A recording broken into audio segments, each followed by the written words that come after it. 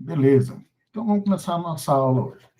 Então, nosso tema hoje é memória cache. A gente deu uma olhada nas outras aulas que, na estrutura de um sistema computacional, eu tenho a unidade central de processamento, eu tenho memória, né? Eu tenho os dispositivos de entrada e saída e eu tenho o gerenciador de controle, né? Eu tenho o controlador que faz a orquestração da comunicação entre todos esses elementos. Uma coisa que a gente viu também é que para que a CPU, para que a unidade lógica e aritmética, ela consiga processar as coisas, eu preciso armazenar os dados em memória, tá?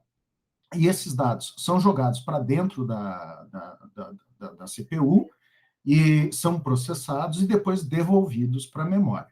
Tá bem? Estão mandando mensagem aqui.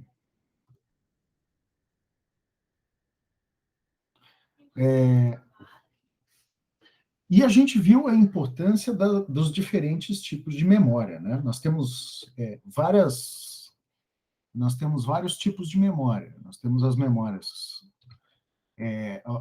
e a velocidade de acesso a elas quanto mais próximo da CPU, mais rápida ela é.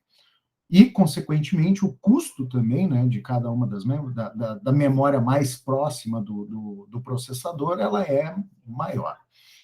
Bom, então, pensando nisso, né, e da mais próxima do processador para mais distante, a gente vai começar, então, a ver quais são os recursos e como é que estão organizados esses tipos de memória.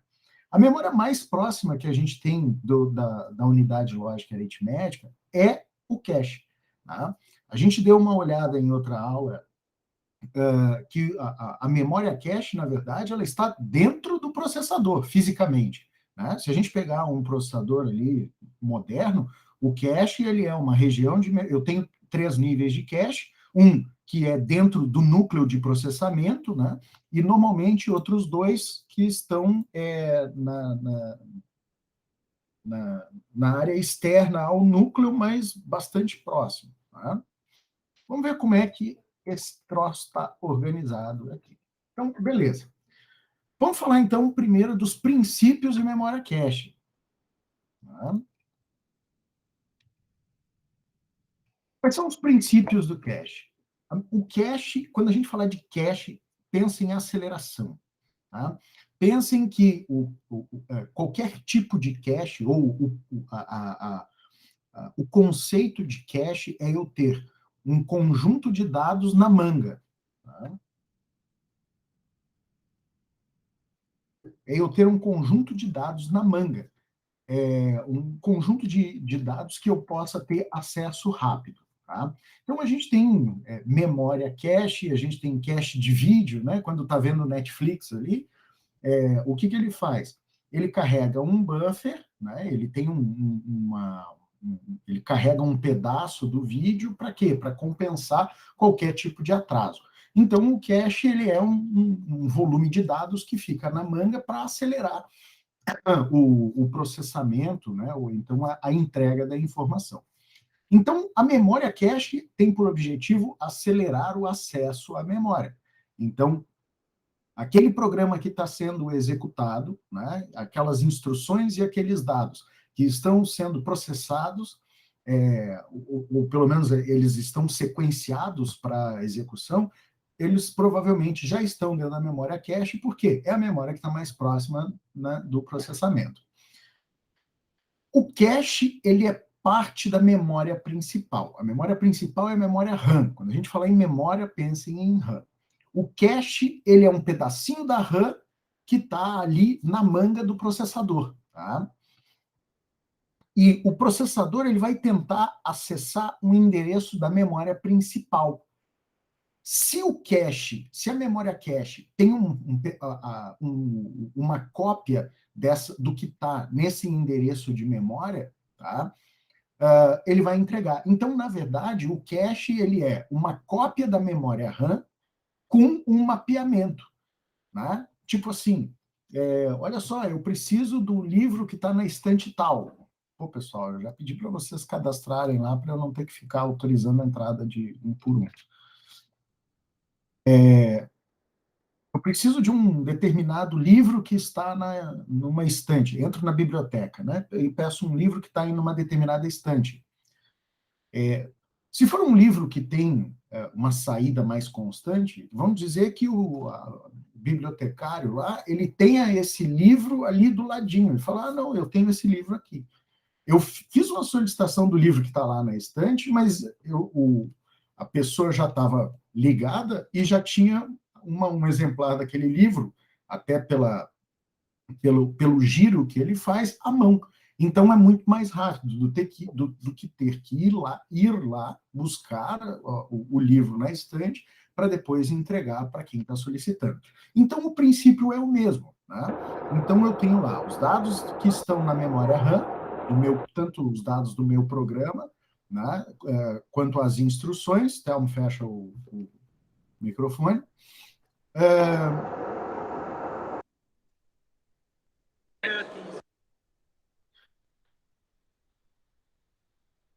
E lá no cache eu tenho uma cópia que diz que esse pedacinho aqui ele é uma cópia do endereço de memória tal. Então, quando o programa fala, olha, eu quero a informação, quero o dado que está no endereço de memória tal, tá?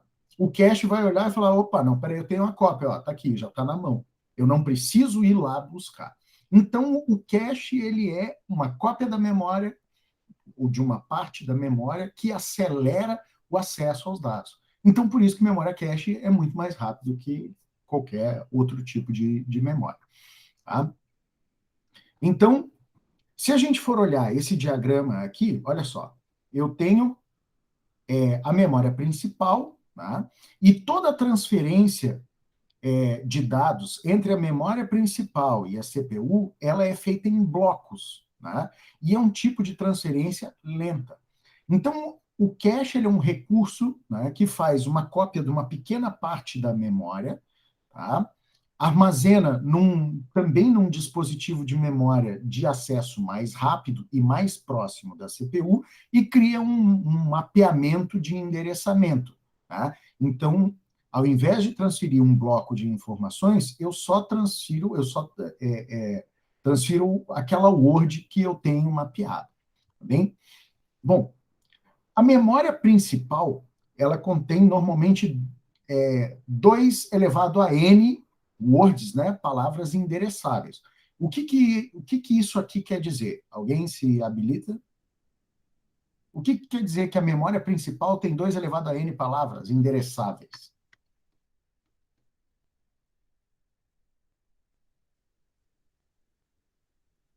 Alguém sabe me explicar isso aqui?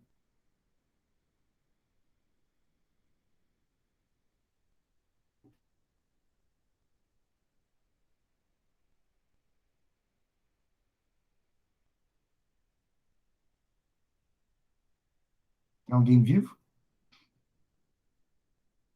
Eu não faço ideia. Tamo aí, mas não me arrisco. Vamos lá.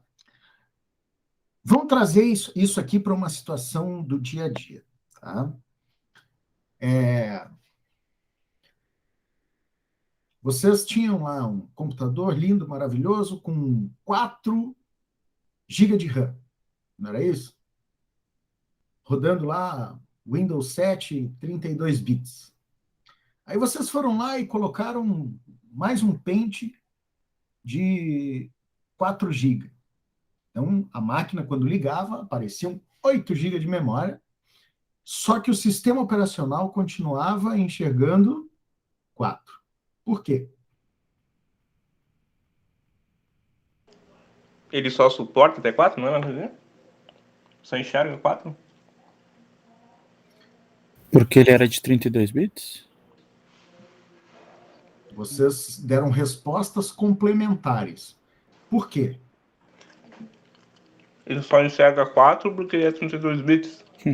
Exatamente. Porque a quantidade de endereços que eu consigo enxergar, ela é baseada na quantidade de bits endereçáveis pelo sistema operacional ou pela arquitetura, entendeu?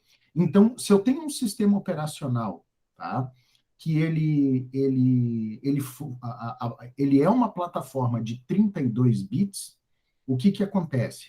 Eu só consigo eu só consigo endereçar coisas com, no máximo, 32 bits, ou seja, 2 elevado a 32. Tá? É a quantidade de endereços, endereço de qualquer coisa, endereço de memória, endereço de dispositivo, né? Enfim, endereço de bloco, entendem?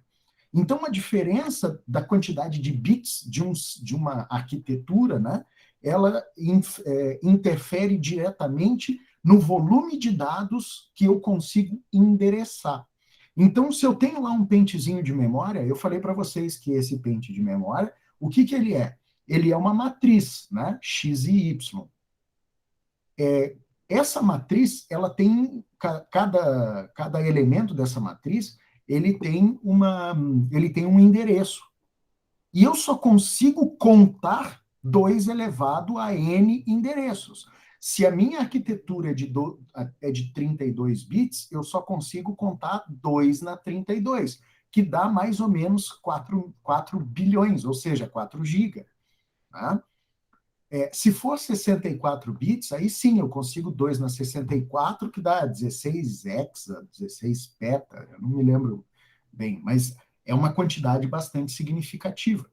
Né? Então, a limitação de endereçamento de memória, ela é baseada na plataforma. Tá, professor, mas e aí? O meu computador ele é de 64 bits, mas eu instalo um sistema operacional de 32. Como é que isso vai funcionar? Funcionando, bem tranquilo. Por quê? O software, ele só enxerga 32, mas os 64 do hardware estão lá. Vocês vão trabalhar com equipamentos subutilizados. A máquina pode entregar muito mais desempenho, pode entregar muito mais volume de processamento de dados, mas está limitada pelo sistema operacional. Ficou claro isso? Quantos de vocês aí já tiveram problemas similares aí? Botei 8 GB de memória na máquina e só lê 4. 3.98. Meu primeiro PC era assim, acho que ele só enxergava 4, era um Vista, se não me engano, uma coisa assim. Sim, porque o sistema operacional era de 32 bits. Se você instalar um sistema operacional de 64 bits, não tem esse problema. Né? Claro, o processador tem que suportar. A gente teve lá pelos idos de entre 2008 e 2010 que houve essa disrupção, né? Quando os sistemas de 32 bits, os processadores, né, de arquitetura de 32 bits, eles começaram a ser abandonados, acho que um pouco antes, 2006, e começaram a vir na grande maioria, processadores de 64 bits. Se eu não me engano, o primeiro Pentium 4 HT era 32 bits ainda. Tá? Professor, mas eu posso ter um computador com 4 GB de memória RAM e 64 bits, né? Ou não? Não, hoje é o mais normal. Quer dizer, agora a memória está cada vez mais barata, né? Então, é muito difícil vocês terem uma máquina com 4 GB de RAM. Mas, exemplo, né? Eu tenho um desktop aqui que é um Core i2 Duo, já é uma máquina bastante antiga, com 4 GB de RAM, mas é uma máquina de arquitetura de 64 bits. Se eu quiser colocar 16 GB de RAM, eu posso. Tá? Eu posso tirar os 4 e o sistema operacional... Bom, o hardware vai enxergar. Né? E se o sistema operacional for um sistema operacional de 64 bits, ele também vai enxergar a memória inteira. Mas isso prejudica o desempenho, né? Tu ter menos memória RAM e, por exemplo, ter 4... Se eu tivesse 8 GB de memória RAM, teria um desempenho muito melhor do que 4 usando 64 bits, ou não? Sim, né? sim. Porque o que acontece, né? Aí tem uma série de fatores, tem um conjunto de fatores bastante grande para isso. Primeiro, né? Hoje em dia, a grande maioria das aplicações, ela é furiosa no uso de memória. Se vocês pegarem, por exemplo, os navegadores, pega o Chrome, né? O Chrome usa memória RAM indiscriminadamente. Se vocês abrirem um site mais pesado, abre o site do Terra, que tem aquele monte de videozinho, né? Tem um monte de recurso em HTML5, é um desespero. É um horror. É um horror. E aí, daqui a pouco, você vai olhar assim, só o navegador está usando 3 GB de RAM. Né? A gente vai ver mais à frente que tem, por exemplo, uma máquina com 4 GB de RAM, ela pode ter várias aplicações rodando ao mesmo tempo, e o somatório da memória que está alocada para todos os programas executados é muito maior do que 4. Sim, mas aí a gente tem outros recursos, né? A gente tem o recurso de paginação, a gente tem o recurso de memória de swap, né? A memória de troca, né? Tem uns caches malucos aí. Então, assim, eu só vou jogar para memória RAM mesmo, de verdade, e isso vai acabar indo parar no cache daquilo que eu estiver em execução no momento. Tá? E aí a gente volta lá para a parte de processos, né? Então, eu estou alternando, tem um processo sendo executado, eu dou um time slot para ele de execução, eu carrego todos os dados para a memória, a hora que eu encerro a execução dele para trocar para outro processo, então eu tiro as coisas da memória e carrego o contexto da outra aplicação, que era aquilo que a gente viu na nossa última aula, né? Entenderam como as coisas estão se encaixando, né? Então, é claro que hoje, com o custo do equipamento, não justifica mais você ter uma máquina com menos de 4 GB de RAM. Né? Não tem nem porquê. Mesmo equipamentos mais antigos aí. Acho que eu tenho 2 máquinas aqui que têm 4 GB de RAM. Um é meu Chromebook, que esse não tem nem por que ter mais, e essa máquina que eu uso aqui, um desktop, que já é mais antiga, que não tem por que trocar, né? Eu tenho notebook e essa aqui fica mais de conforto. Mas então, voltando para cá, né? A memória principal, ela tem 2 elevado a n palavras endereçáveis. Então, eu consigo endereçar aqueles blocos de armazenamento de dados na memória, eles são endereçáveis de acordo com a quantidade de bits do meu sistema operacional. Né? Então, cada palavra contém n bits usados para endereçamento. Se a gente for ver aqui, ó, eu tenho uma série de blocos de tamanho fixo, com um número K qualquer, né, de palavras, e a minha memória total é equivalente, então, a 2 elevado a n dividido por K, onde m é a quantidade de blocos na memória principal. Beleza? Então, para a gente entender isso, ó, o tamanho do bloco de memória aqui, eu tenho a minha tag e eu tenho o bloco de memória com K palavras. Isso aqui, memória cache. Memória principal, eu tenho o endereço de memória com um bloco de K palavras, né?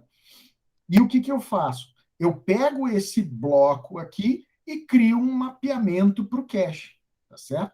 Eu simplesmente faço uma cópia do bloco. Tá? Então, o cache ele consiste em mzinho, né? Blocos, linhas. E cada linha contém um número K de palavras, mais a tag, mais os bits de controle. O que é a tag? Né? É o mapeamento para o endereço de memória. Sempre o cache vai ser menor do que mzão, ou seja, do que a minha memória principal. Tá certo? Então, mzinho, né, está contido em mzão.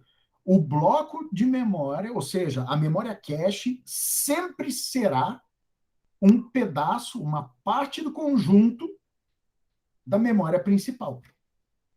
Ok? Sim? Ficou claro? Entenderam? Foi muito louco?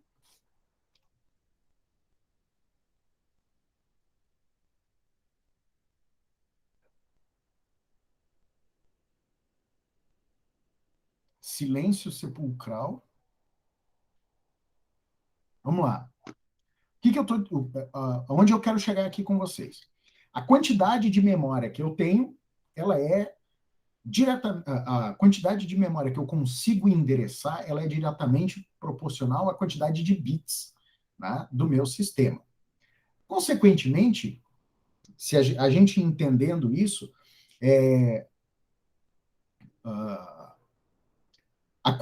eu também tenho um número de bits X que eu vou utilizar para endereçar cache, tá? O cache, ele é um pedaço da memória. Então, imagina aqui que eu tenho um conjunto, tá? Eu tenho um conjunto de dados que é a minha memória principal. O cache vai ser um pedacinho disso aqui, que eu vou pegar, eu vou ver assim, pô, isso aqui é importante. Então, eu vou colocar do lado do processador para quê? Para acelerar, né, o acesso. Isso quer dizer que a minha memória cache sempre vai ser um pedaço da minha memória principal. Tá? Então, se a gente utilizar a teoria dos conjuntos para analisar isso, tá? O conjunto de dados, né, que compõe a memória cache, ela está contida dentro da minha memória principal. Tá? E, logo, cache sempre vai ser menor do que a memória principal. Ficou claro?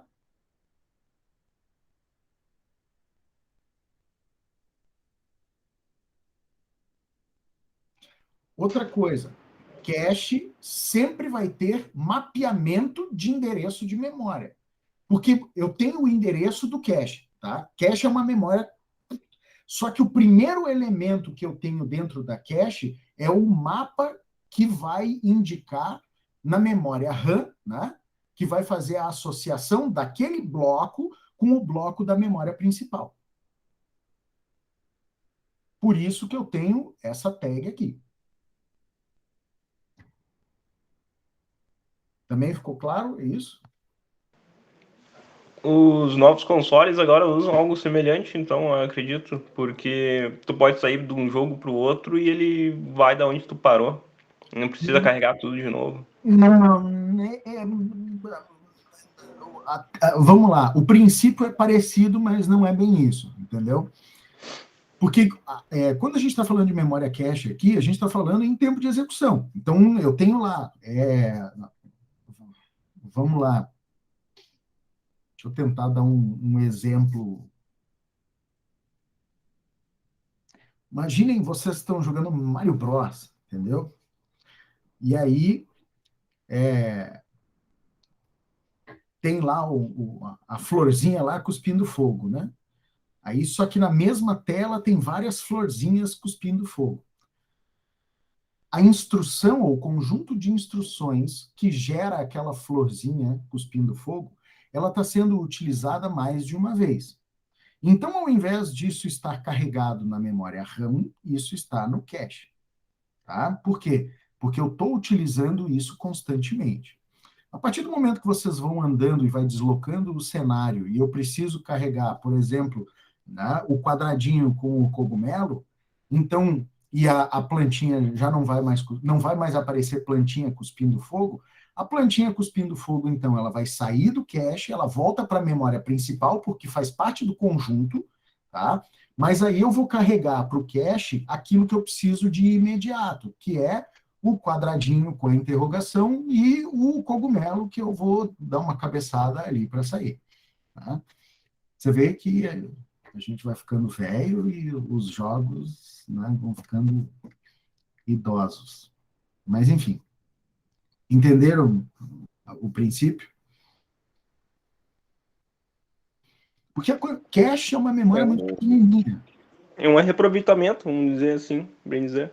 Sim, na verdade, para eu dar desempenho para o sistema, tá, eu trago aquela parte mais importante de dados e de instruções para próximo do processador.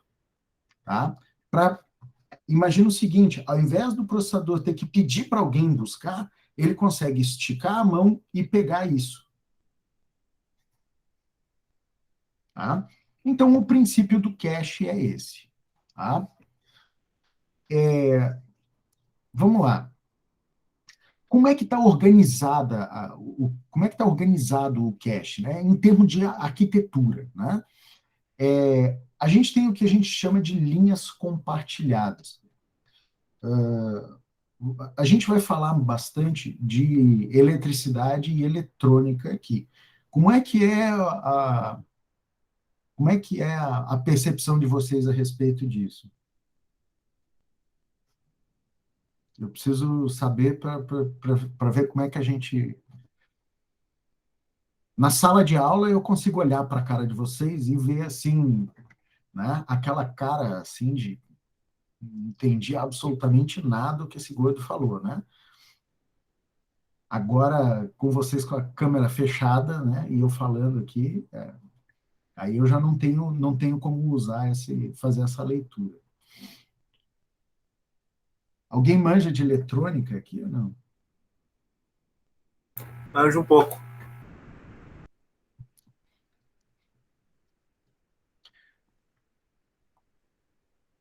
Acendi um LED uma vez, né? Aí, acender LED eu também acendo. Eu chego em casa, aperto o interruptor e acendo um LED, cara.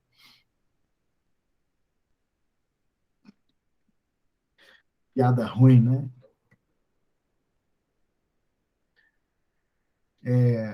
Imaginem o seguinte, né? Quando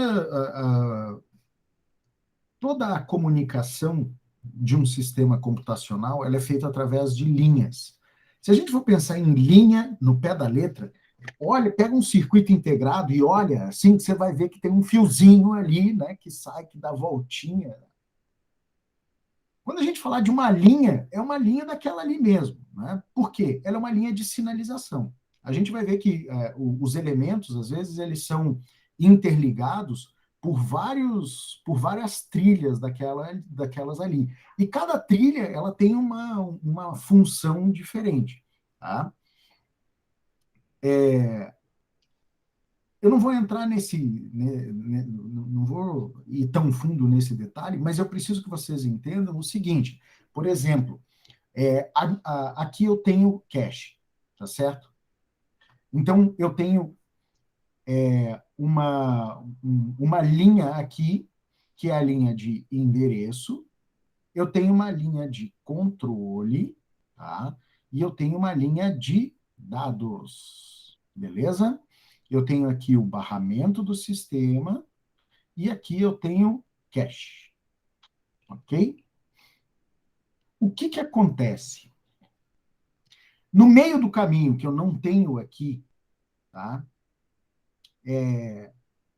Muito bem definido, tá? Eu tenho um mecanismo de controle que consegue entender as solicitações que o processador faz para o barramento do sistema para acessar determinados endereços de memória, tá? E esse mecanismo de controle, ele tem estratégias de chute, tá? Para pegar um conjunto determinado de dados da memória e jogar para o cache, tá certo? Então, olha só, o processador ele gera um RA, que é um Read Access, tá? Então, aqui, ó, nessa trilhazinha aqui de endereço, ele manda um pulso elétrico, tá? Com a sinalização de que ele precisa ler um determinado endereço de memória, tá? Aqui no meio do caminho tem um cara que chama buffer de endereço. Então, ele vai armazenando aqui um conjunto de endereços a serem acessados, tá?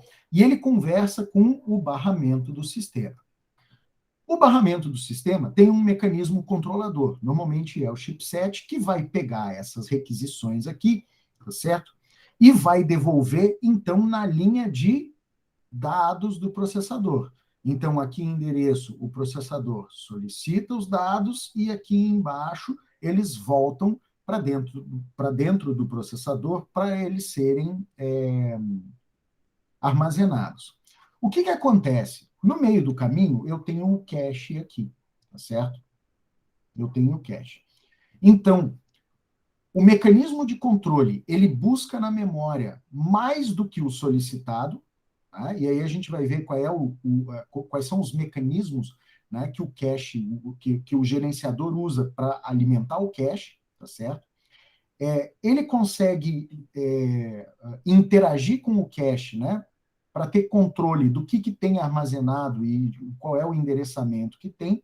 Eu jogo isso para o buffer de dados e nessa linha de dados eu posso ou jogar direto para o processador ou então abastecer o cache, tá certo? E o processador, ele consegue conversar com o cache para quê? Para ter controle. Então, o processador, ele faz uma solicitação de endereço, tá certo? E eu tenho um mecanismo de controle que conversa com o cache que vai ver se eu tenho essa informação, se eu tenho os dados que eu preciso acessar à mão. Se eu não tenho, aí sim eu vou lá no barramento e vou buscar na minha memória RAM, tá bem? Então, se a minha palavra, se a minha word está no cache, o processador ele simplesmente recebe direto, entendeu? Eu faço a solicitação, né? Eu converso com o cache para saber se tem, simplesmente volta aqui na linha de dados. Então, esse ciclo aqui é muito rápido. Se eu tiver que cair no barramento do sistema, olha só a distância que eu tenho que percorrer, tá? Então, o cache e o processador, eles compartilham as linhas de dados e endereços. Então, sempre que o processador pedir um determinado o acesso a uma determinada posição de memória, tá? O cache vai saber. Tá? E se ele tem mapeado lá, eu falo, opa, você quer o quê? A posição A1? Não, A1 eu tenho cópia aqui, ó, segura aí. Né? Eu vou te dar aqui. Ah, você quer a posição B9? Não, essa eu não tenho. Aí, ó, vai ter que buscar lá. Aí chama o buffer lá, ele vai fazer esse meio de campo. Tá? Todo o controle, ele é gerenciado pelo cache, né? Esse controlezinho aqui. E tem duas coisas, dois conceitos que a gente precisa absorver, que é o cache hit e o cache miss. Tá? O cache hit é o esvaziamento dos buffers, tá certo? Então, o que é? Eu faço uma solicitação de memória e endereço, o buffer de endereço ele fica com o endereço na mão, mas eu tenho o item dentro do cache. Então, o que eu faço? Eu tenho um cache hit, ou seja, eu acertei. Opa, eu tenho isso aqui, devolvo para o processador e o buffer de endereço fala, ó, não precisa mais buscar, o cache já entregou. Mas quando eu tenho um cache miss, né, quando o cache ele não tem a informação, né, eu tenho que ir buscar na memória RAM. Então, eu tenho a busca em memória, carrego no cache e no processador, de forma direta ou indireta. Beleza? Conseguiram entender isso aqui? No começo é confuso, depois fica pior. Vocês podem ficar tranquilos, hein?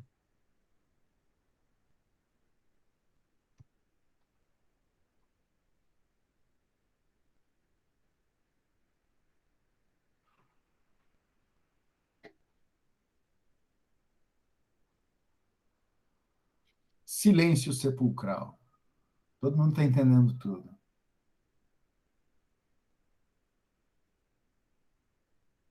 Exatamente. Na verdade, assim, o cache está sempre ouvindo o que o processador está pedindo. Tá? Imagina o seguinte, que o cache é o ajudante do mecânico. Tá?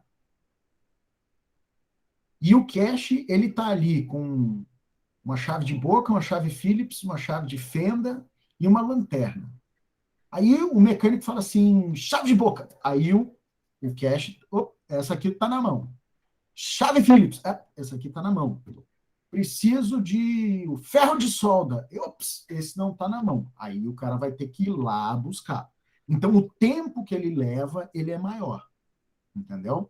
O cache, o que ele tem ali na mão, ele entrega. Tá? Agora, se ele não tiver, aí eu tenho o tempo de ir buscar. Aí, se o mecânico precisar do ferro de solda, o cache fica com o ferro de solda na mão lá. Tá? Ferro de solda, opa, tá aqui. Aí devolve. Vai ficar com o ferro de solda aqui. Se precisar de novo, Chegou lá, depois de 1 hora, o cara segurando o ferro de solda, ele fala assim, tá, o cara não vai mais precisar do ferro de solda, eu vou guardar isso aqui. Então ele vai lá e devolve.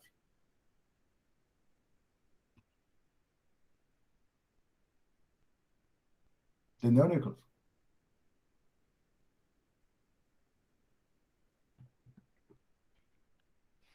Beleza? Essa parte aqui, ela é bem... Como é que é? Fala, John.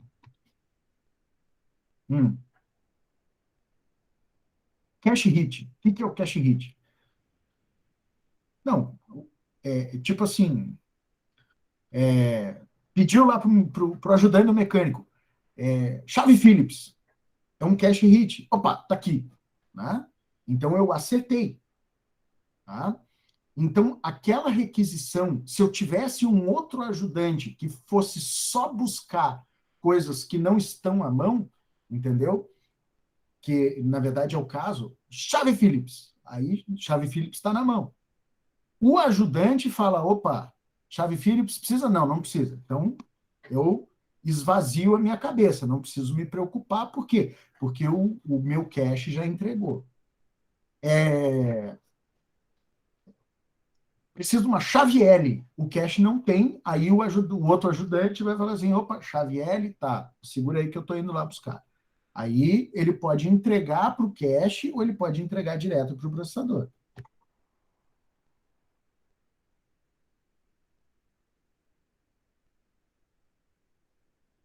Clareou a ideia? E o cache miss é exatamente isso. O cache não tem, entendeu? Cache hit, acerto. Cache miss, erro. Tá? Então, a gente vai ver, né, que na prática, tá? Existe muito mais miss do que hit, né? O cache, ele tem, né, um cache bem calibrado tem na faixa de 30%, 35% de acerto, né? Mas normalmente fica abaixo disso, a não ser que vocês, primeiro, tenham um cache muito grande, né? Segundo, estejam executando um conjunto de operações que se utilize das mesmas instruções ou de um volume pequeno de memória. Aí sim você tem Na prática, tá? Quando vocês forem comprar um computador novo, vejam qual é o tamanho do cache dele. Tá? Vocês já se deram conta que na especificação do processador diz lá quanto que ele tem de cache.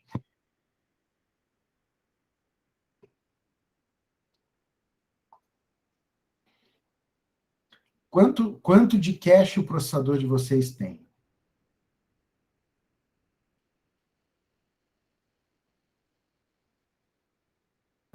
Aonde que dá para visualizar isso?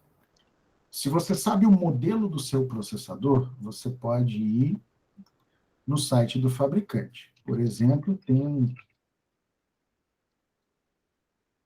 8 megabytes de L3. de L3 e de L1, 256 KB. Não, o meu também é a mesma coisa aqui.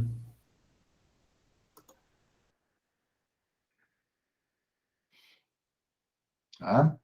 Quanto maior a quantidade de cache, tá? Melhor é o processador. Vamos pegar um processador top aqui, vamos pegar um da série Core, Core X, pegar um i9 de 11ª geração aqui. Tá? Normalmente os K, eles são os que suportam overclock, tá? E os H, se eu não me engano, são os que são de baixo consumo de energia. Mas vamos pegar esse cara aqui, ó.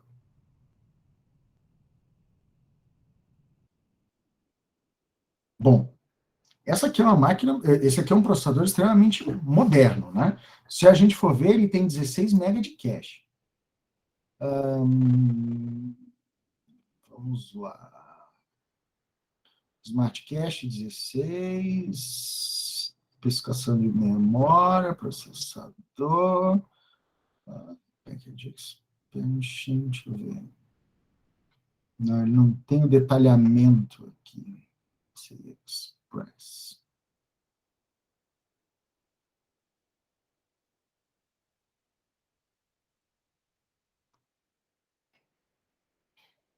Smart Cache, arquitetura...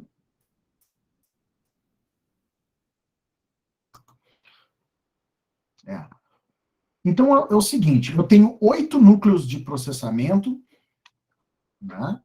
E tenho, cadê os 16... Cadê os número de threads? Cadê o meu cache? E aqui eu tenho 16 MB de cache, tá certo? Então, é o seguinte, esses 8 núcleos, cada núcleo deve ter 256K ou 512K. Ah, tá ali, ó, isso aqui. Eu tenho 64K por núcleo de L1, né? Eu tenho 512K por núcleo de L2, mais 16 MB compartilhado, né? Que o Lucas colocou ali.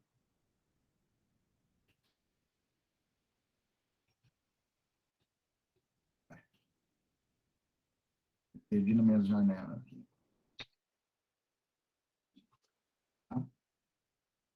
Onde é que está ali o cache? Não está, né? Ordering compliance, driver, software, olhou em outro site, beleza. Se a gente pegar uma máquina um pouco mais antiga, vamos pegar aqui, ó,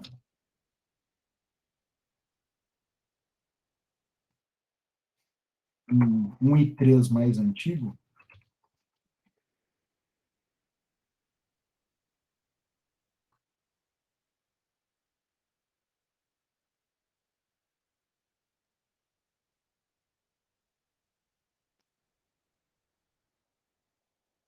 Não diz.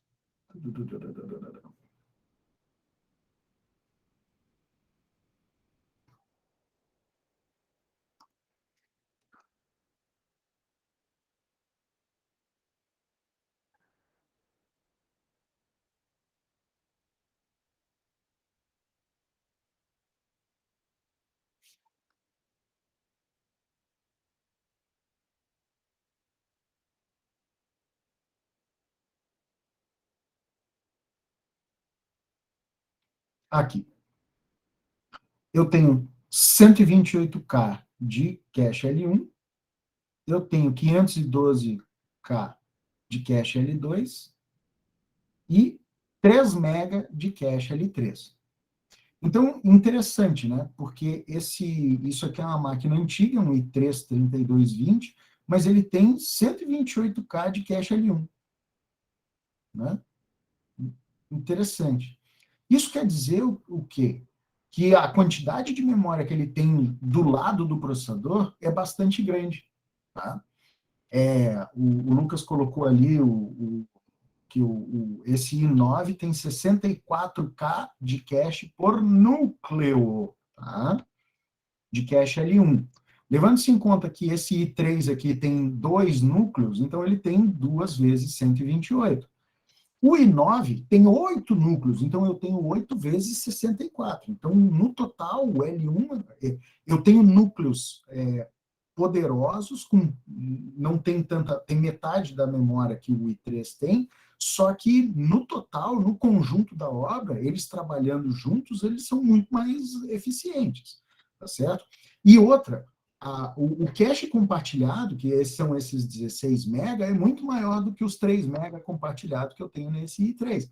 Então, sim, eu consigo pegar um bloco muito maior de dados que está na memória RAM e botar para dentro do processador para acesso rápido. Beleza? Então, isso é um negócio que interfere muito, mas assim, absurdamente no desempenho da máquina. Às vezes vocês vão pegar... Eu tenho um exemplo aqui, tá? eu tenho um notebook funcional que é um i7 com 2 núcleos de processamento. Ah, mas é um i7. Mas ele é um i7 dual core, tá?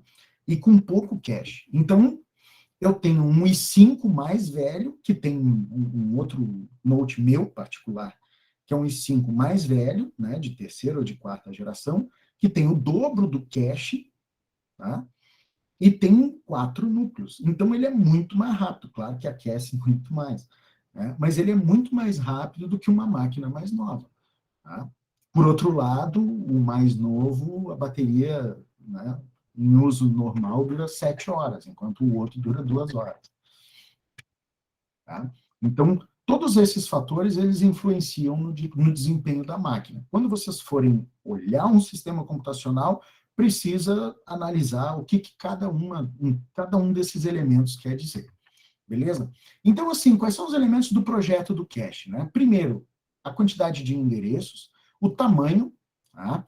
O tipo, né, ou a estratégia de mapeamento do meu cache com a memória RAM. E aqui começa a ficar interessante a brincadeira. Eu tenho uma coisa chamada algoritmos de substituição. Por quê? Né?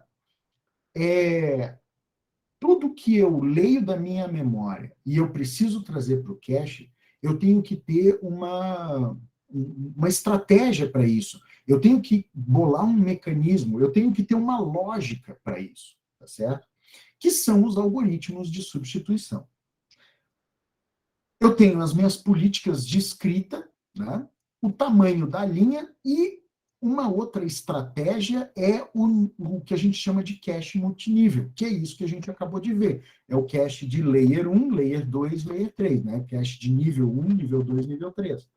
Quanto mais próximo do processador, menor é o índice. Então, o cache de nível 1 é aquele que está dentro do núcleo. O cache de nível 2 é aquele que está dentro, né, ainda do conjunto. E o cache de nível 3 é aquele que é compartilhado com todos os núcleos de processamento. Tá? Beleza. Então, vamos lá. Eu tenho duas coisas, duas estratégias de endereçamento de cache. Né? Ela pode ser por endereçamento lógico, tá? Ou por endereçamento físico. Olhando bem aqui, essa coisa linda e maravilhosa, né? Que é a representação, né, do meu sistema, eu tenho o meu processador, eu tenho o cache aqui, tá? Eu tenho aqui a MMU, tá? E a minha memória principal. Tá? O que é MMU? Quem é que chuta o que é MMU?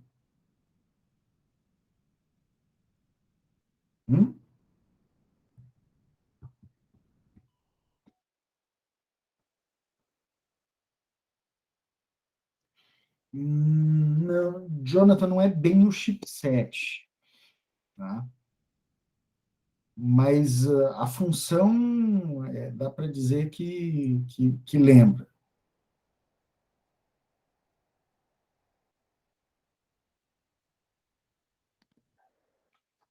A MMU é a Memory Management Unit. Ele é como se fosse um chipset, mas só de gerenciamento de memória. Tá? Então, é uma unidade de gerenciamento de memória. O que acontece? Eu tenho 2 tipos de mapeamento de endereço, tá? No cache. Se o cache ele está antes da Memory Management Unit, ou seja, se ele tá junto do processador, tá? O que acontece? Eu tenho que criar um endereço virtual, tá certo? Eu crio um endereço virtual que o gerenciador e o cache identificam. O processador ele não sabe o que está lá no endereço físico. Entendeu? Desculpa, o cache ele é acessível através de um mapeamento de endereço lógico, tá? Não de endereço físico. Então, quem faz o meio de campo é a MMU. Tá? Então, o processador aqui ele vai conversar diretamente com o cache. Quando eu tenho endereçamento físico, o que acontece? O cache ele é gerenciado pela MMU. Então, o processador ele conversa direto com o gerenciador. Tá? Ele não sabe da existência do cache. Então, quem faz o meio de campo, né, quem providencia os dados é a MMU e o processador não sabe da existência do cache. Entenderam? Isso é só uma estratégia, né? Eu posso compartilhar, né, como é a comunicação do processador entre o cache e o gerenciador, ou então o processador só conversa com o gerenciador e ele é que resolve tudo, ou com o cache ou com a memória principal. Tá? Beleza. Tamanho do cache. Ele é influenciado pelo custo, pelo espaço físico, né, porque isso ocupa espaço ali no processador. Normalmente, a velocidade ela é inversamente proporcional ao tamanho, então aquele cache de 64K, ele é infinitamente mais rápido de acesso do que aquele de 16 MB, que a gente estava vendo no processador. E o dimensionamento do cache, ele é muito sensível de acordo com a carga de trabalho, que era aquilo que eu estava falando para vocês. Depende da aplicação, depende da estratégia, né? Depende do conjunto de dados, depende de um monte de coisa. Eu não tenho como dizer qual é o número ideal, qual é o volume ideal de cache que eu tenho que ter. Não sei, cada sistema vai ter um número ideal. Tá? Então, o que os fabricantes fazem? Eles colocam, né, eles dimensionam de acordo com aquilo que o mercado consegue absorver. Né? Então, você cria conjuntos de equipamentos, aqueles equipamentos mais caros têm mais recursos e os mais baratos têm menos. Ou têm estratégias diferentes. Bom, vamos lá. Vamos falar das funções de mapeamento. Deixa eu ver, são 8:05. Vamos falar das funções de mapeamento. Eu vou fazer o seguinte, vou fazer uma pausa de 5 minutos aqui só para tomar uma água e dar um pulinho no banheiro e aí a gente continua, pode ser? Até para não ficar muito chato para vocês. Beleza. Beleza? Então, pausa estratégica.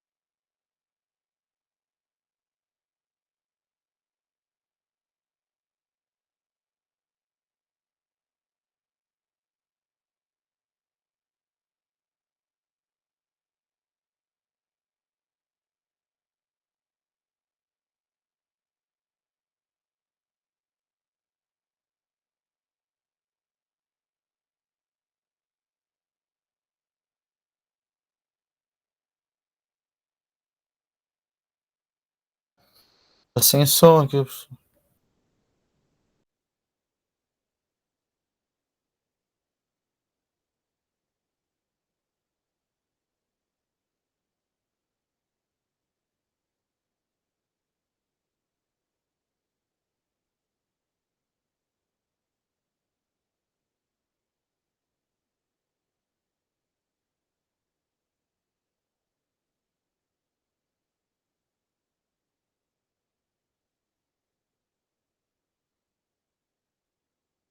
Enquanto ninguém responder que tá com som, tá sem som.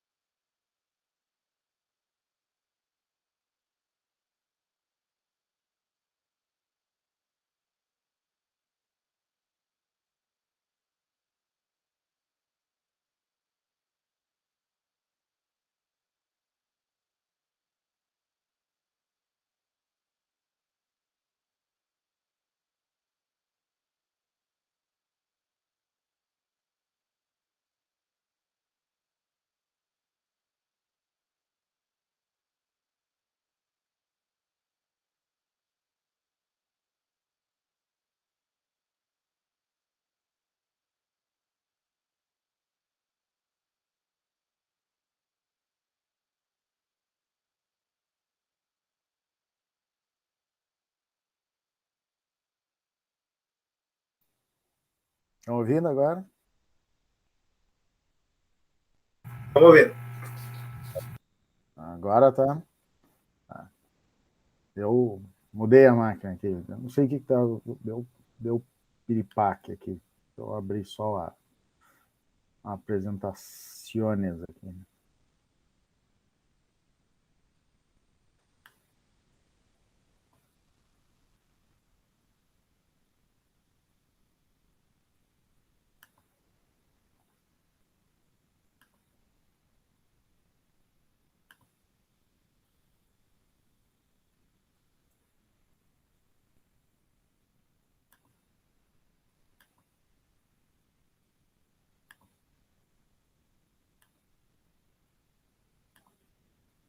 Essas tecnicologias do Google, de vez em quando, dão uns piripaque, né?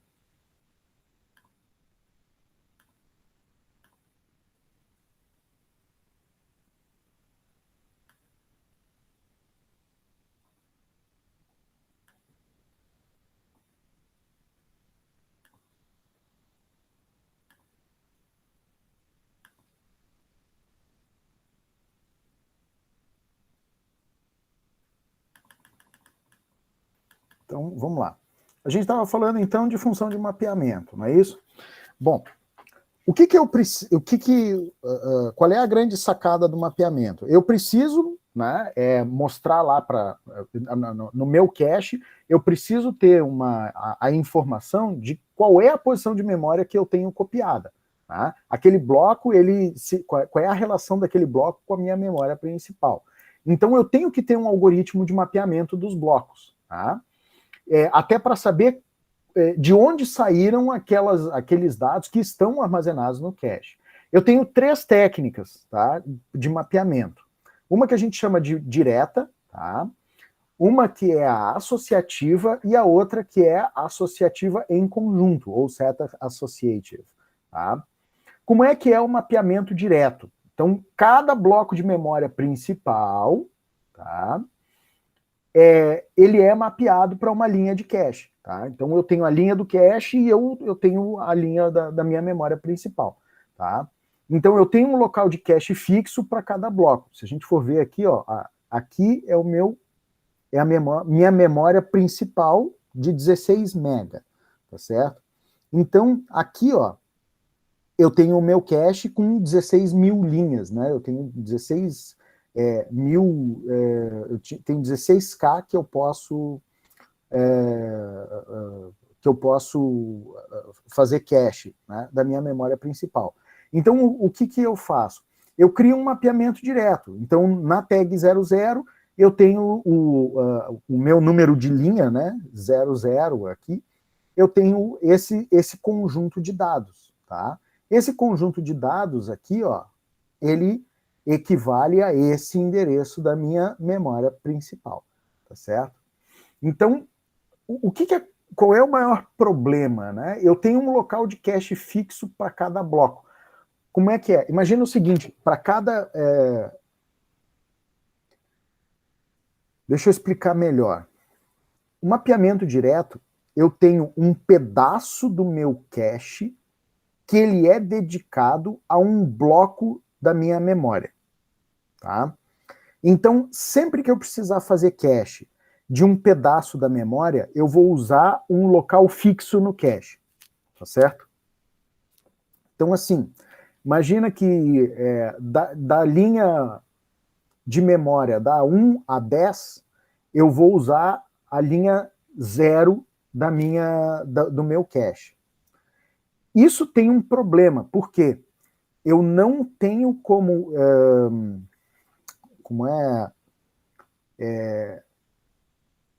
eu não tenho como dentro daquele... se eu precisar fazer cache de mais de uma linha do mesmo bloco, eu não consigo, tá certo? Eu tenho uma limitação para cada bloco de memória. E aí acontece o que a gente chama de trashing, né? Que é o referenciamento repetitivo de blocos distintos na mesma linha, tá? Ou então eu posso usar o que a gente chama de victim cache para minimizar isso. Tá? A gente não vai entrar nesse nível de detalhamento, mas assim, eu começo a ter problemas no endereçamento, né, na associação do meu cache com a memória RAM, tá certo? O associativo é o normal. Então, em qualquer bloco, em qualquer linha de cache, eu posso associar um bloco de memória, né? Que é o mais óbvio, né? Então, eu tenho lá,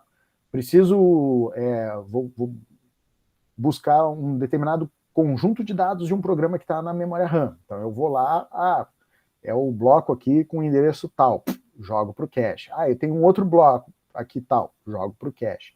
E assim eu vou montando de acordo com a minha necessidade. Tá?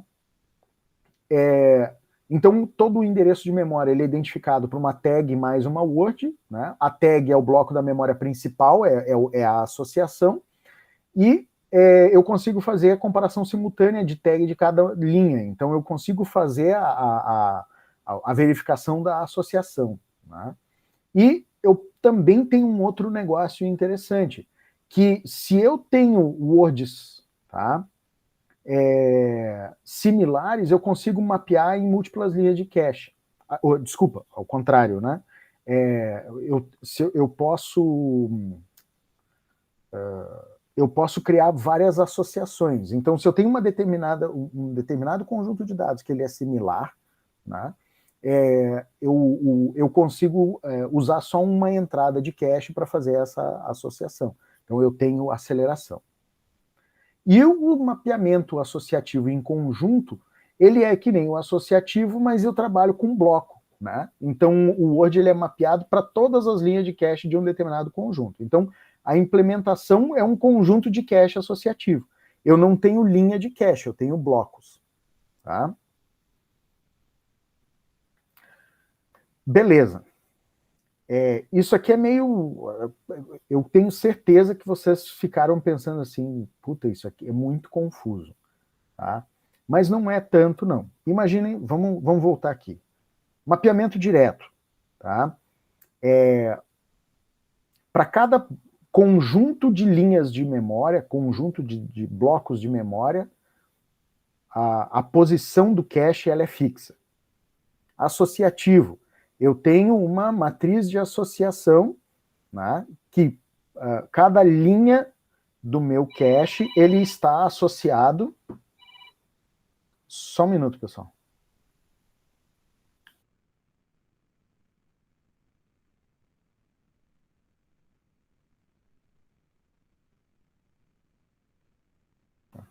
Liga depois. Cada linha do cache está associada a uma linha de memória. E aí eu tenho uma matriz que faz essa associação. E o associativo em bloco eu tenho um bloco de cache que é associado a um bloco de memória RAM. Ficou mais claro?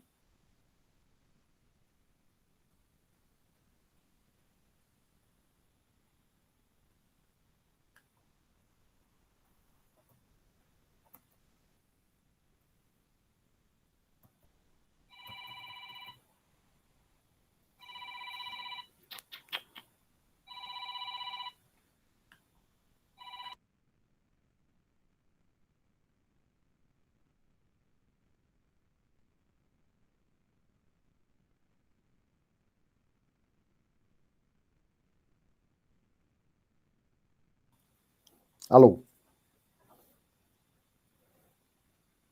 Alô?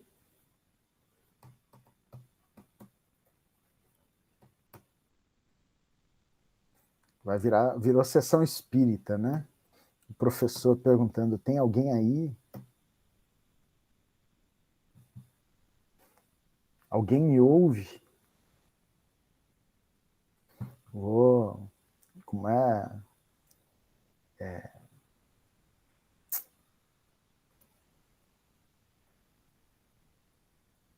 Esqueci como é que é o nome daquele bagulho lá que tem o alfabeto, sim, não. Como é o nome daquela desgraça? Essas culturas inúteis, vocês lembram, né? Como é que é o nome daquele...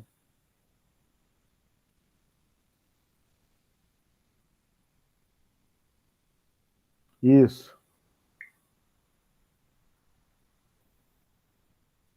Não é Gojira? Como é que é o nome daquele negócio?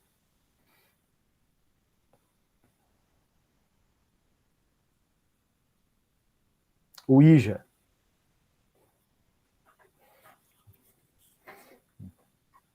Vou começar a dar aula, vou botar aqui, né, uma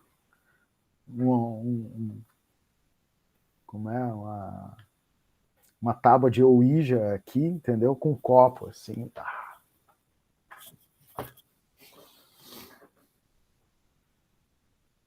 Deixa eu contar. Então vamos lá, vamos dar prosseguimento aqui, nossa aula de sexta-feira. 8h30 da noite vocês já estão, né, já quase se desligando. Agora, por causa disso, vocês prestem atenção que a gente falar de algoritmos de distribuição, cara. Isso aqui é o mais legal da parte de cache. Por quê? Vamos lá. A gente está vendo que cache é um pedacinho da memória RAM. Então, o que eu faço? Eu vejo quais são os conjuntos de dados, né, ou de instruções que eu quero ter à mão, né? Normalmente um conjuntinho reduzido, e eu fico com eles à mão. Só que tem um problema, né? Como é que eu orquestro isso? Como é que eu sei qual é o conjunto de dados que eu vou deixar à mão e quanto tempo eu vou ficar? Como é que eu seleciono? Né? Qual é a estratégia que eu vou usar para gerenciar esse conjunto? A gente tem 3 algoritmos que eles têm algum tipo de lógica, né? Para tratar o que a gente chama de substituição de cache, e tem o aleatório, né? Que é tipo assim, joga para cima, liga o ventilador e o que sobrar é lucro, tá bem? A gente tem o LRU, que é o Least Recently Used, tá? Eu tenho um bit que marca o uso, né? E o LRU é eu começo a descartar aqueles dados que eu faz tempo que eu não uso, entendeu? Então, assim, né, separei lá a chave de fenda, a chave Phillips, a chave de boca e o alicate. Então, eu estou trabalhando há 1 hora e já não estou mais usando o alicate. Então, é aquele que foi usado há mais tempo, né? E que eu não usei mais. Então, esse cara, eu coloco ele de volta na memória RAM e vou buscar um outro elemento. Então, eu vou trabalhar com aqueles que eu uso mais constantemente. Depois tem a fila, né? Tem o first in, first out, né? Então, eu tenho uma fila de cache e quando eu preciso de alguma coisa nova, eu descarto a mais antiga e vou adicionando, tá? Isso pode ser um problema. Por quê? Porque às vezes a mais antiga talvez possa ser a mais usada. E aí a gente tem um outro algoritmo que é o LFU, que é o Least Frequently Used, né? Então eu tenho uma contagem de frequência de uso. Quanto mais eu uso, menor a probabilidade de esse cara ser dispensado, né? Então, diferente do LRU, o LRU é o seguinte, imaginem que eu tenho uma instrução que eu não uso constantemente, eu demoro para usar, mas eu preciso usá-la constantemente, né? Eu demoro, mas ela sempre vai ser utilizada, né?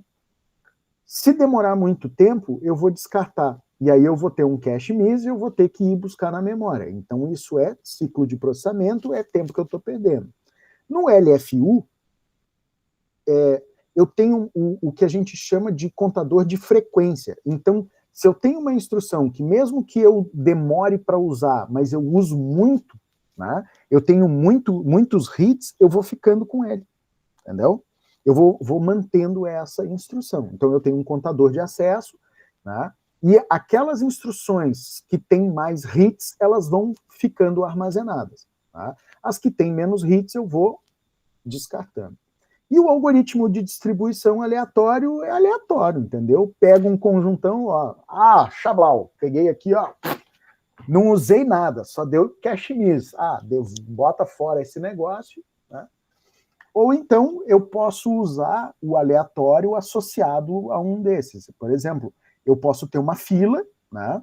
E o meu descarte de itens de cache antigos, ele pode ser aleatório. Eu olho lá, 10 e falo assim, unidunité, o escolhido foi você. Entendeu? Então, essa parte de algoritmo de distribuição ela é bem interessante, né? Qual é a estratégia que eu vou utilizar para renovar o meu cache? Né? Para saber o que é mais importante de manter nesse conjunto reduzido de memória, né? E o que não interessa. Então, isso é um item bem importante. Depois a gente tem o que a gente chama de política de escrita. E quem já teve, né, saco de entrar na BIOS da máquina e ficar fuçando lá, deve ter visto um negócio, uma configuração de memória lá, de write through e write back. Vocês já viram isso?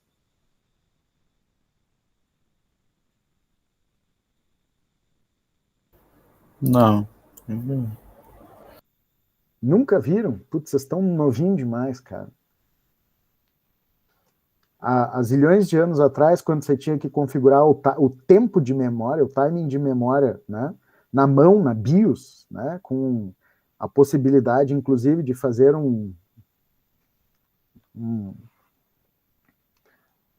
uma cagada gigante, né, e queimar a memória, isso lá nos idos dos anos 1900 e alguma coisa, uma boa parte das BIOS tinha essa configuração de política de escrita, né?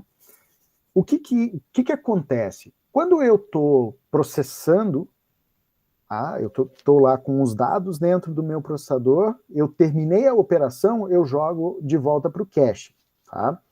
E tem um momento que eu preciso sincronizar o cache com a memória principal, tá? Eu preciso, porque tudo aquilo que o cache ele é um mecanismo de aceleração, ele é uma cópia de dados que estão na minha memória RAM, tá?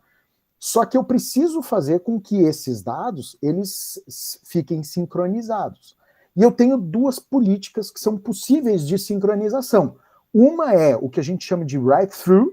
Então, enquanto eu estou gravando no cache, tá, o MMU está pegando aquilo lá e está gravando na memória. Então, eu atualizo cache e memória RAM ao mesmo tempo. Só que eu tenho um problema.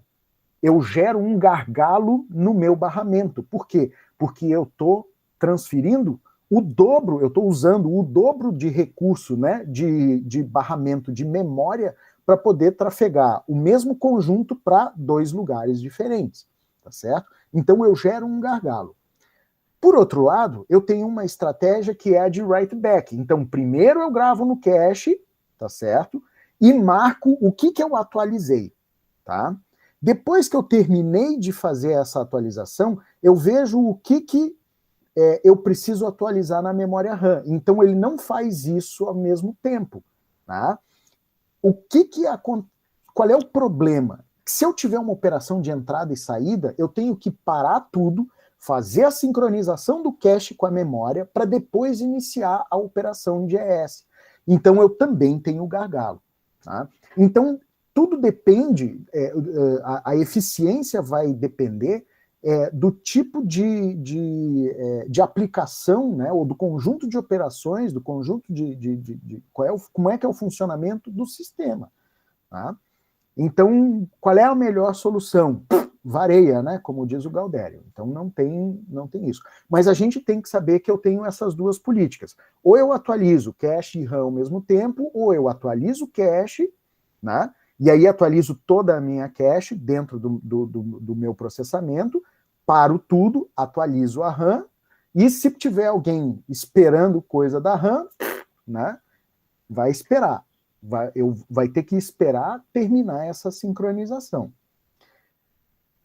Eu vejo o write back de uma forma assim, é eficiente por quê? Porque o meu processador, o meu sistema, ele só vai fazer a sincronização depois que ele terminou de fazer toda a operação. Então, o meu processador ele vai trabalhar com melhor desempenho. Por outro lado, se eu tiver qualquer problema de variação de energia, se eu tiver um soluço qualquer, se eu tiver um componente defeituoso na hora de fazer a atualização, né, a sincronização do cache com a memória RAM, eu vou cair numa exceção, eu vou ter uma interrupção do programa. Né? Então eu tenho risco. Write-through não oferece risco? Oferece, é claro, porque no gargalo, né, eu posso também gerar uma exceção, eu posso gerar um timeout, né? Ou então eu posso ter inclusive um overflow, né? Enfim.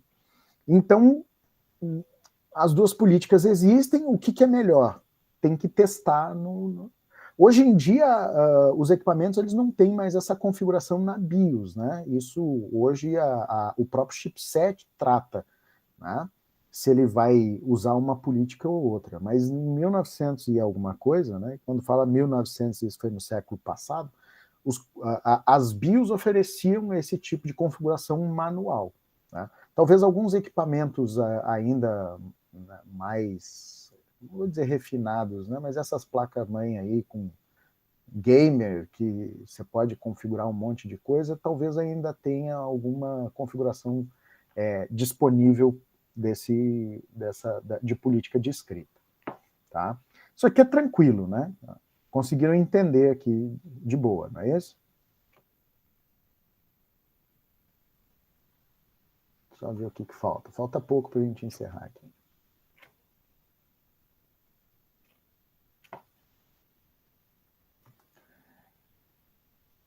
Bom,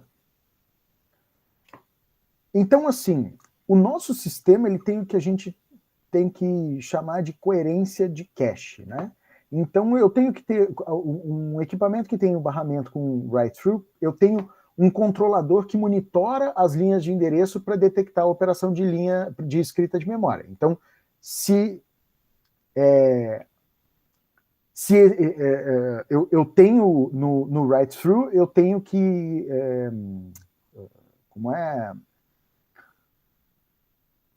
eu tenho que coordenar, né, as minhas operações.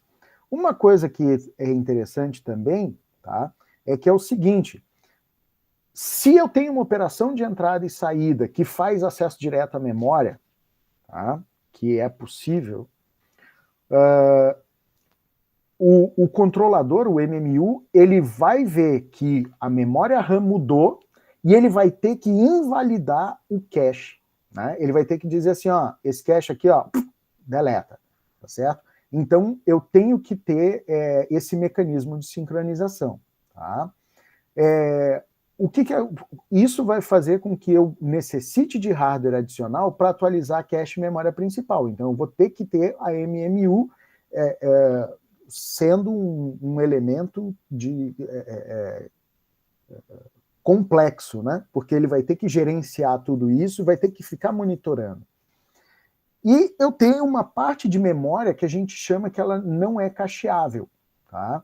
Então, operação de entrada e saída normalmente usa uma área de memória compartilhada.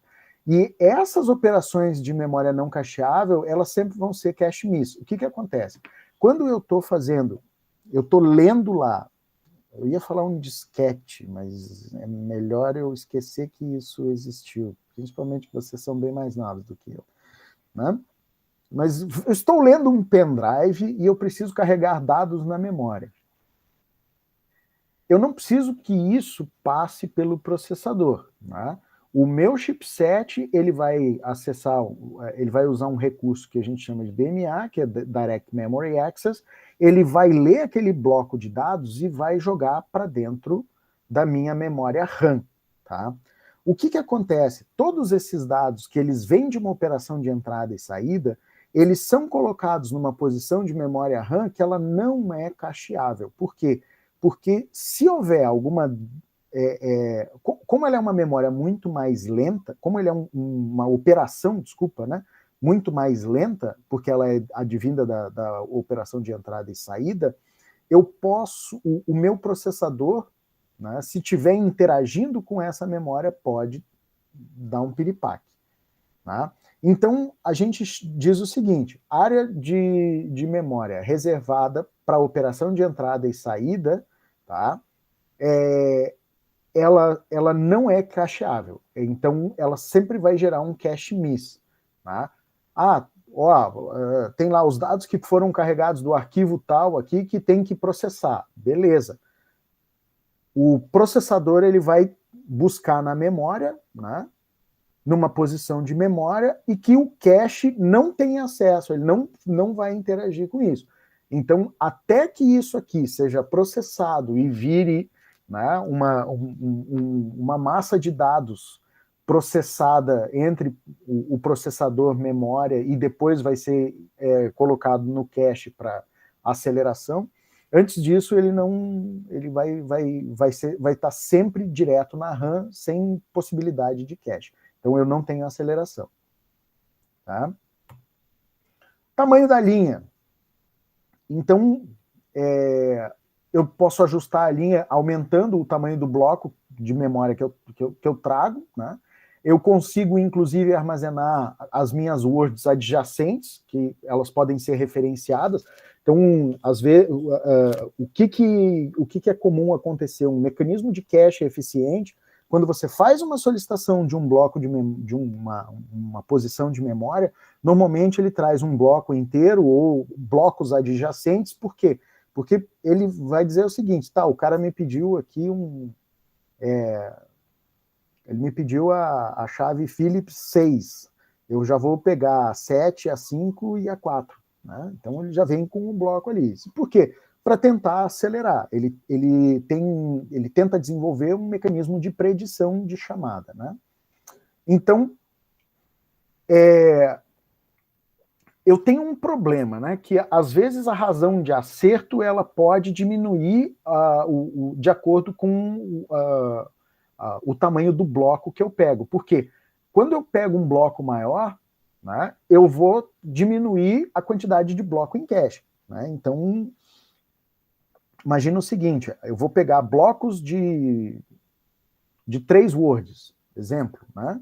E eu tenho lá 16 posições de cache.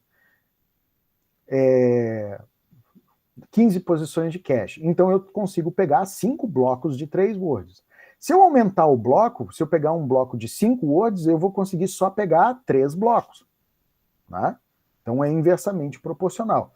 Bloco pequeno resulta em dado sendo modificado depois de buscado, né? E bloco grande, ele diminui a quantidade de cache hit, né? E a quantidade também de blocos que eu consigo colocar dentro da minha memória cache. Então, quanto maior o bloco, né, cada palavra, cada word adicional, ela fica mais longe da word solicitada, então com menor probabilidade de uso. Se eu estou pegando um bloco grande, um bichinho está aqui e o outro está lá embaixo. Então, né, eu começo a ter uma perca de desempenho, como diz o Galdério. Né? Então, começo a perder desempenho do meu sistema computacional. Então, por isso que cache é um negócio assim, ó, que é fantástico, né? Dá um up, né, no desempenho do sistema, mas não existe fórmula mágica. Né?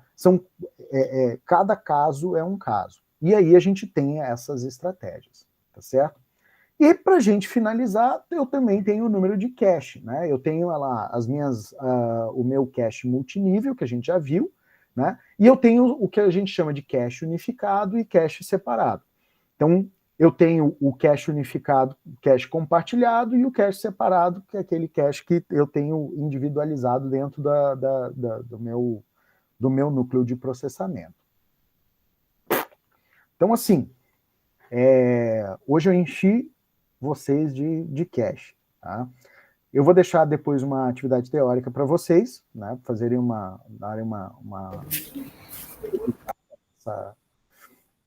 nesse conteúdo, até porque, assim, vou deixar disponível o vídeo para vocês, e vocês vão ter que decantar esse volume de informação.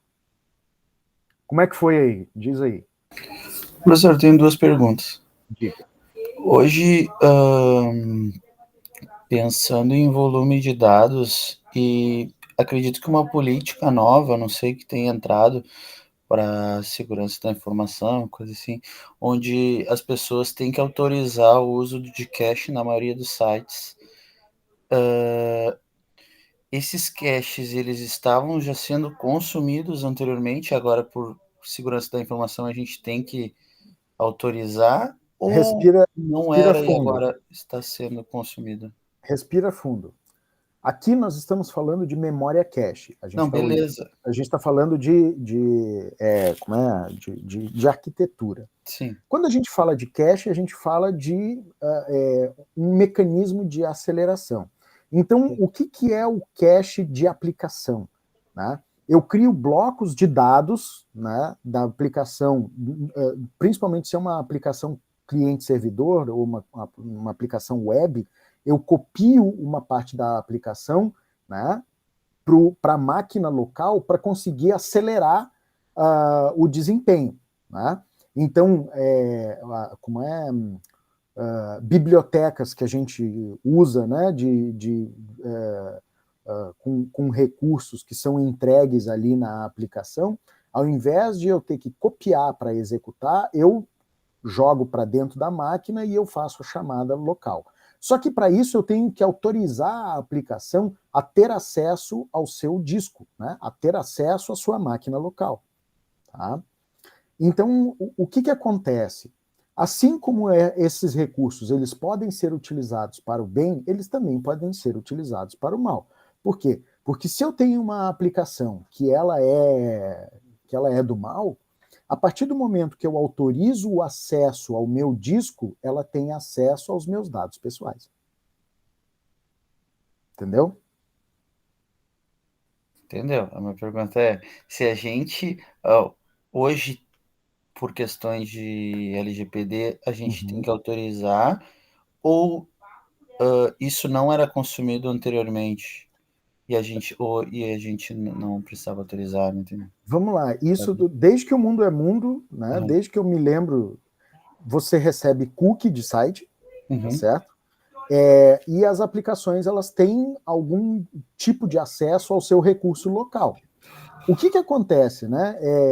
A LGPD ela é consequência de uma legislação que ela é de origem britânica, né? E que acabou se disseminando na Europa no meados de 2000 e alguma coisa, quando houve mais o segundo boom da internet, né? Que é o desenvolvimento de aplicações e a disponibilização de recursos, né, de ferramentas de acesso a dados através da internet. Então, sim, começou a se preocupar, a ter uma preocupação de o que os sites, né, o que aquelas aplicações que você acessava poderiam utilizar, consumir de recurso local, inclusive acessar os seus dados locais, né? Então, antigamente, aí respondendo a sua pergunta, isso sempre aconteceu. A diferença é que agora, por legislação, né, por conta de legislação, você precisa autorizar, você tem que ser formalmente informado. Tá, mas e o hacker? O hacker não tá nem aí, entendeu? Ele vai achar uma brecha no navegador ali e vai tocar o horror. Não, legal, é que a gente consegue notar até nos aplicativos hoje, né? Eles aparecem, tu tem que permitir eles que eles mapeiem o uso de outros aplicativos. Mas não vamos muito longe. Vocês, para entrarem aqui para usarem o Google Meet, ele pergunta lá, você deseja permitir que o navegador acesse a sua câmera e o seu microfone? Tá? Antigamente não tinha isso. Você botava lá, já saía funcionando. Não, beleza. Tranquilo. Tá? Esclareci? Não, esclareceu, show de bola. Beleza, show. Que mais, povo? Dúvidas, choros, lamentações? Aproveita que hoje é sexta-feira.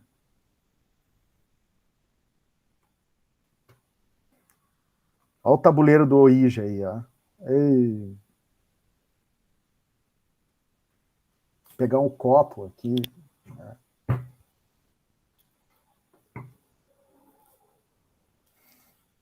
Bueno. Então, vamos encerrar por aqui, tá? Acho que vocês já ficaram com o cérebro torcido aí. Deixa eu fechar aqui. Vamos encerrar a nossa gravações. Interromper a gravação.